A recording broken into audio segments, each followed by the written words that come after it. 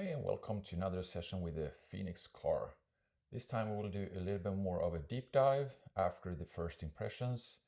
Now I actually disassembled the car, but just put the parts on the chassis here so I can easily remove them. So it's a little bit of like a chef's show where it's all prepared so we can look into the details and all these small niceties that this car has. So let's get down into it.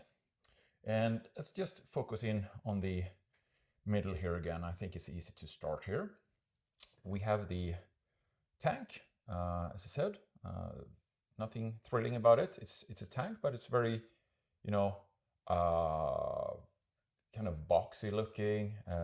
And I think that is good because some tanks, they are known to crack and have some problems. I think it's good to just have a plain good old tank, but I don't think there is anything much to say about this. So I'll put that aside. Then I want to show just a little bit of a little detail, which I really like. This is one of the posts that are supposed to mount the tank. Let's see if we can get the zooming correctly, focus here. And you can see there are some slots down here. And then on the chassis, you see these slots here. So it fits nicely in there, which means that when I tighten this, it doesn't rotate. I think this is really smart, and probably other car has it as well. But have that on all the different posts along the chassis is really nice. The same thing goes with these. They have jacks that goes into the chassis and kind of locks it down. So I think that's a good little detail and makes it much easier to tighten up and wrench with it. And that's another thing I will really mention. This is really easy to work on. I will compare this deep dive with other cars that I have had experience with. Mainly that is the Lossy 5B and 5T, as well as the Ultron. That was my last car. But I also have some insights into the MCD. Even if I haven't worked on it, I know it quite well. So then we can just remove the clutch bell here. Nothing specific with that. So I got two different pinions. Easy to change the pinion. Just unscrew this lock nut here, remove it, and you don't really need to remove anything. Changing the pinion gear on an Ultron is not fun, those of you who've had one. So let's look at the next thing, the radio tray here. So for the steering servo and the throttle brake servo, this one, as I said, comes in a too small servo configuration as well, but I go for the large scale servo variants. And I will go with the AGF RC servos. I think they have been great. I've used them the 3 last years, never had any problems. So let's just put that up here. So nothing particular with this. You mount the servo underneath here, and you can easily remove it by the screws here, so you can work from the top without removing this whole thing. And you have plenty of space in the box here. You have holes out there for the cabling. Yeah, nothing particular with that. Love the carbon fiber, of course, very sturdy and nice looking, and light, of course. And coming to light, many people have asked me what is the weight of this car. So without any fuel or anything, I saw Romain doing his car, and it was 13.6 kilos. And I think that's fairly well. I don't think this has been designed to do the 13.0. I know the rival that I was working on, they were really looking to get to that 13.0 weight. But I will show you some things that I really appreciate, that I think add some bulkiness to this car, and that is the arms and the shock tower. We get into that. This is really a nice solid car, and I'll compare it with some of the Ultron parts, and you will see how good the arms are. And what I've heard from team drivers is that this never pretty much breaks down, any of these big parts. They just hold up, and I've seen so many racing with this car that people are just throwing it around and it just withstands anything. And I think that is so important on the racetrack, to have a car that doesn't break down. So those 0.6 kilos, they don't mean anything if you can't finish the race, of course. Then we have the middle diff here. If we continue here, I like this. As I said, they have the, I'll remove this, they have the 3 balls here, so it's a ball drive. Really like that. I had that on the Ultron. It never wears out. Perfect, no slop, no play or anything like that. So I really like that, and I really like the kind of aluminum ring here that makes this fits on easily. So those small little kind of touches. I'll remove this as well. Just, oh, you can see it fits very well there. So this piece has the brake calipers here. It's a classical design where you kind of rotate an arm which has some slits in it, and then it pushes out a little pill on these brake pads here. This is metal to metal. I haven't done that before, so we'll see how that grips. I guess it grips well. I've never seen any Phoneix having problem with braking, so probably great.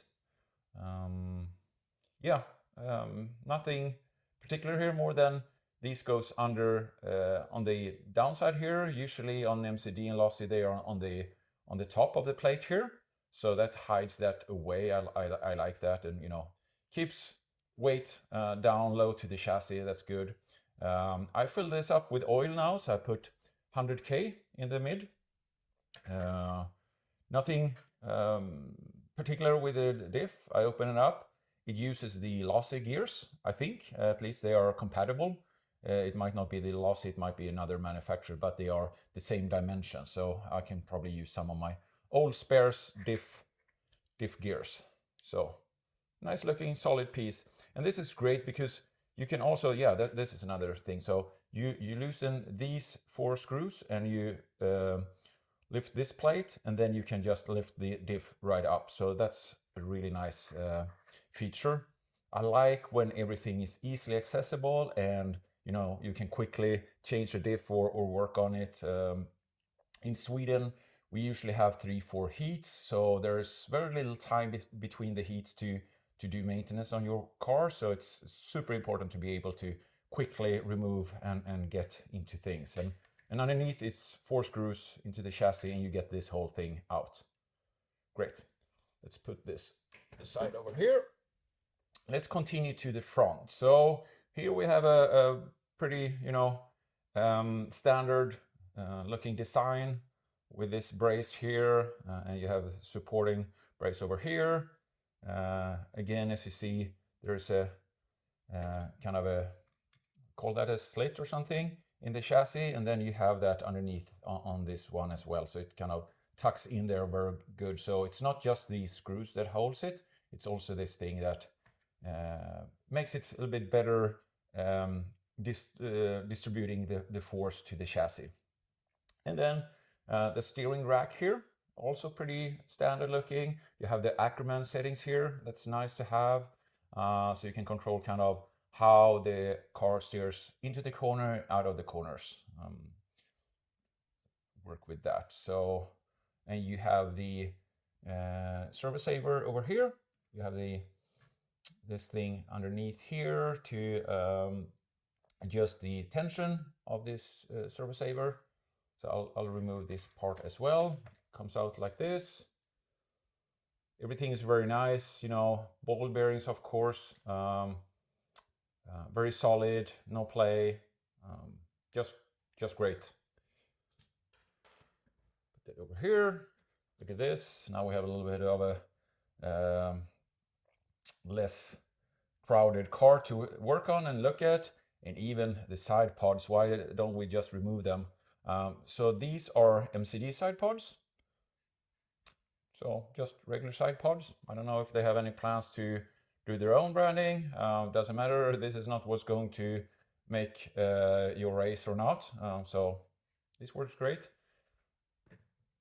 put that on side here. So now we just have the chassis here. Let's get into the front here and continue on that. The front bumper, the same bumper in the back. I think this might be an MCD as well. I'm not sure, but anyway, VRmodelsport engraved here. Nice, nice. And talking about plastic parts, as I said before, these kind of covers are 3D printed, so you can get them in your own kind of color. And I like the gray because it matches my body and can easily just be removed like that. And there are some different designs I've seen with holes here and all that, so you can let in air to cool down the diff. This is where it gets interesting because, as I said, I'm used to the Ultron.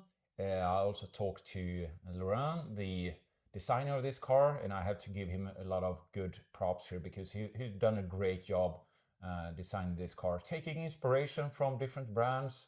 Nothing has to be, you know, like the rival. They try to challenge every design, and look where that took them. I loved, you know, engineering, but in the end, it's about creating a well-balanced car that you can work on and that doesn't break. And I think Laurent has done a great job here with that. And I'll get into some of the details of that. But what I really kind of resembles from the Ultron is these kind of diffs that you can just remove by, yeah. It's harder with one hand, but you just take it out like that. Now I have the cup on here.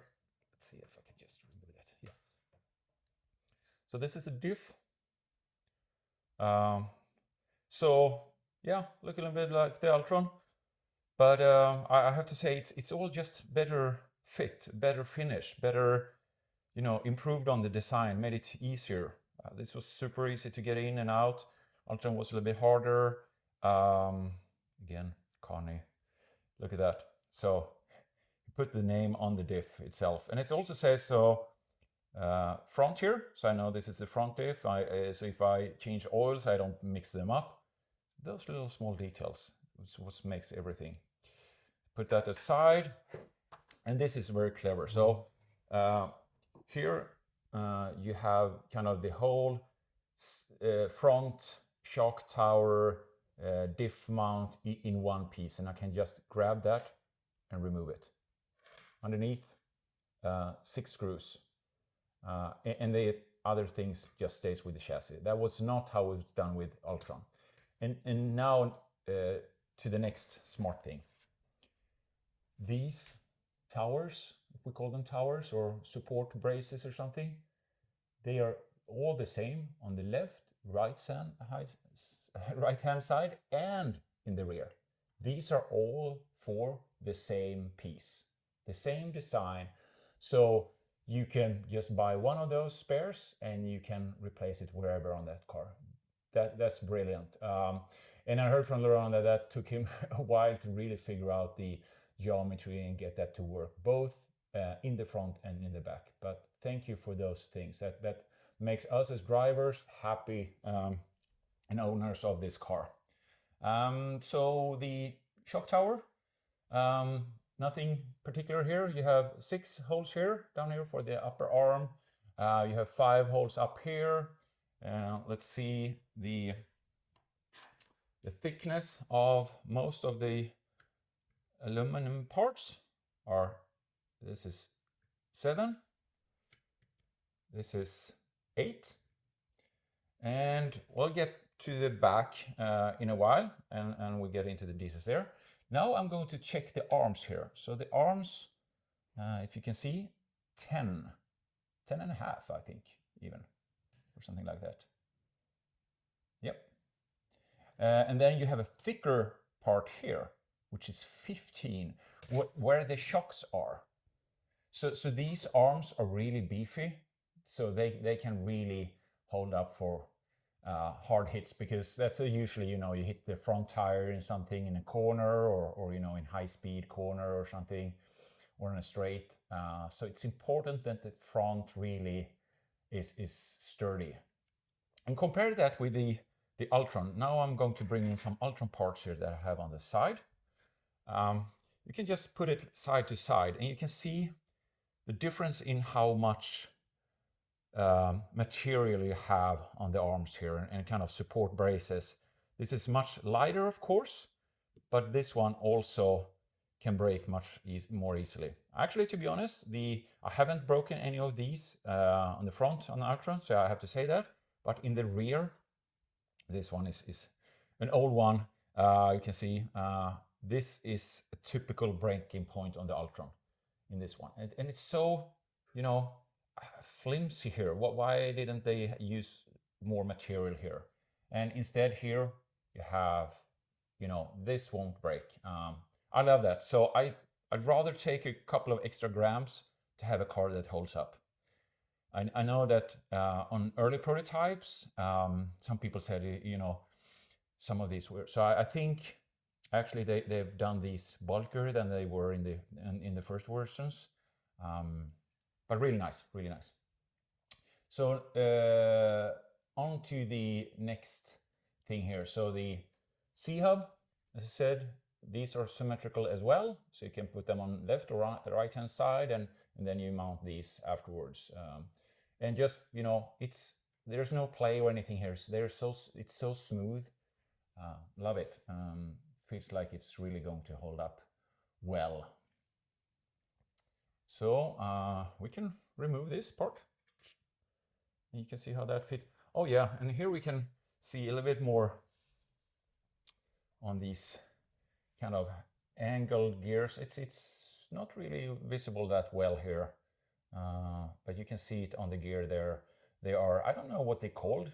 Are they flanged? No, I don't know what it's called, but they're not just straight teeth on the gear. They are a little bit curved, and you can see that on the diff here. Oh, that's a much better view. You can really see that.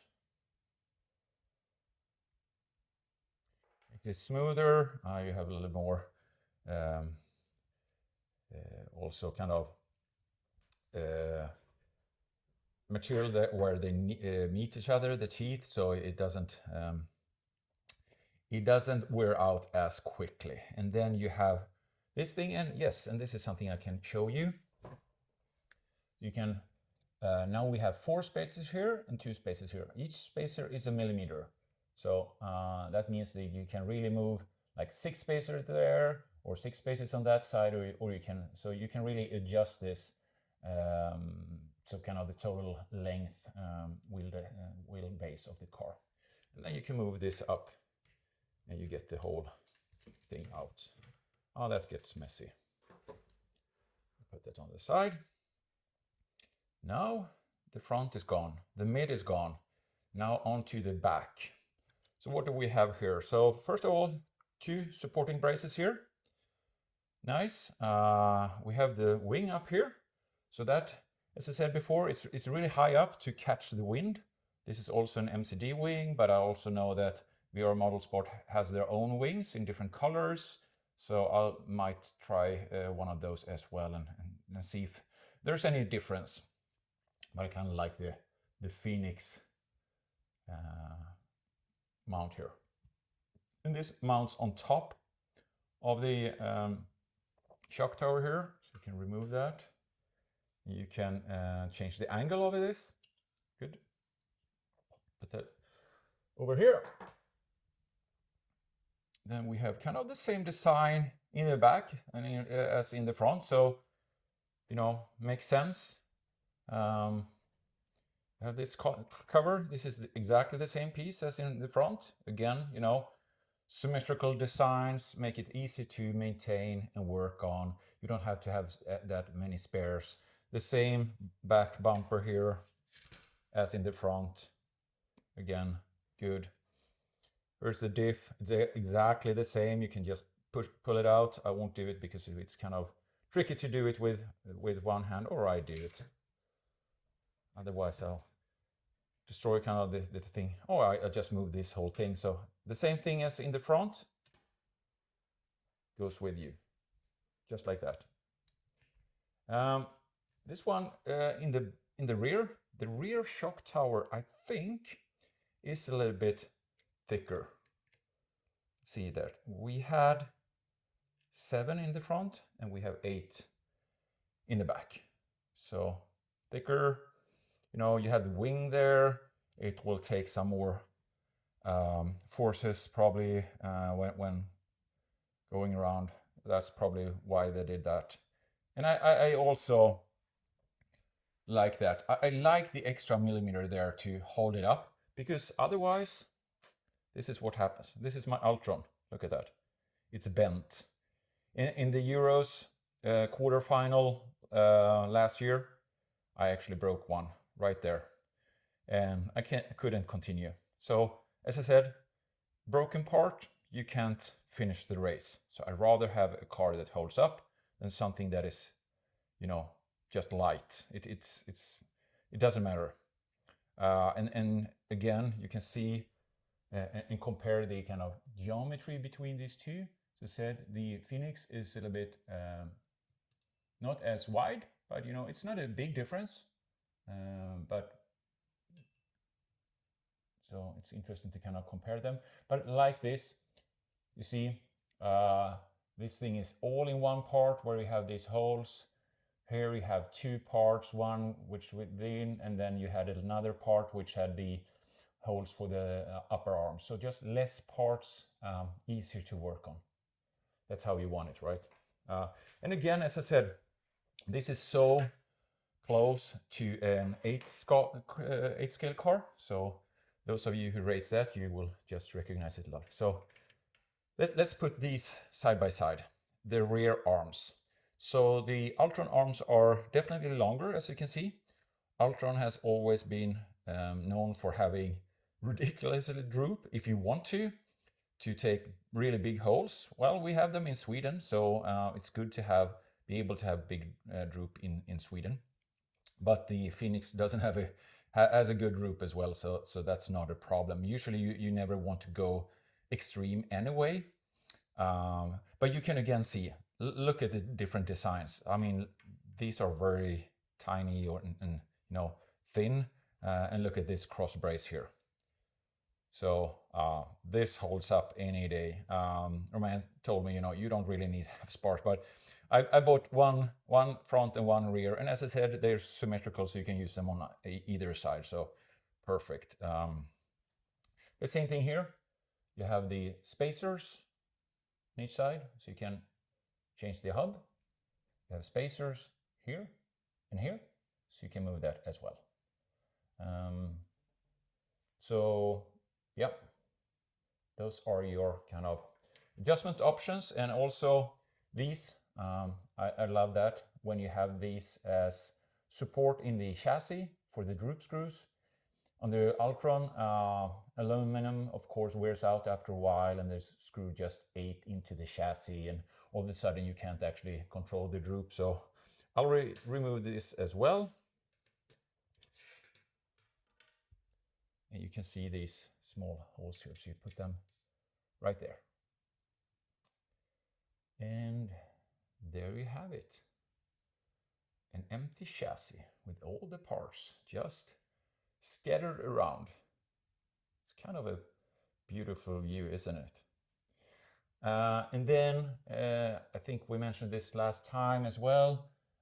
So the insert pills here, the regular pills with, you know, 9 different positions, and you can rotate them to adjust toe in, toe out, or toe in, of course, or only in the back, and anti-squat.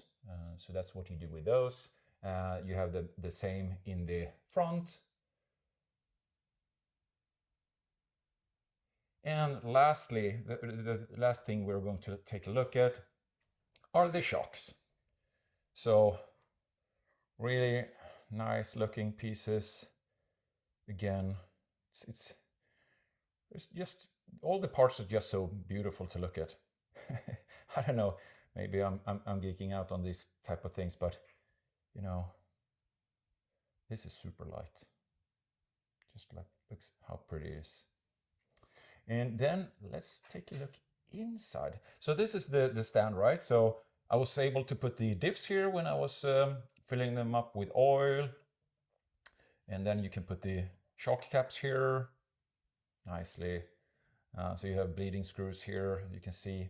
So let's take this up and push it all the way up so we can start looking at the piston in here. So this one is, I don't know how many sides it is. Is it a hexagon? No, probably an octagon. So 8 kind of. So this is not rounded. So you have small holes on the side between the piston and the wall.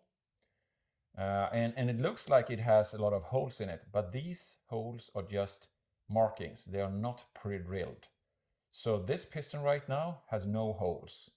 And then I could just drill one of these holes up, 3 or 2 or whatever configuration and size I want on the hole. So I think that is really nice. But here you can maybe a little bit better see that this is not rounded, the piston. It actually has these kind of flat inlets. So it creates some kind of mix between a circle and an octagon, I think. And also it looks like the surface is not flat, it's a little bit rounded. That's my feeling when looking at it. So this is the only thing I've left now to fill this up with oil. I will put 500 in the front, 400 in the back. I usually use RC Fox oils. I think they're good. Big bottles. So there you have it. All the details, all the parts laid out on the table like that. Let me know if you have any more questions. As I said, I will probably post much more content and in written form as well as 360 videos of the parts, and there we'll probably encounter even more details and nuances of this, but these are really the big ones that you've seen, and hopefully you like this and kind of the way I did this. I kind of liked it myself. It's kind of like a chef to prepare it and then lay it out and just put everything back together, because they come pre-assembled, but you are supposed to disassemble them to then put Loctite on all the screws. So I've started doing that on some of the parts here on the front and back shock towers, fill in the oils in the diffs and the shocks and put everything back together. So you also know your car and where everything fits and how it is to work with it. And up till now, it's been just a pleasure to work on. Really nice car. Well done, Romain and Laurent. Looking forward to put it all together and start seeing how the end results look like. So till next time, see you again.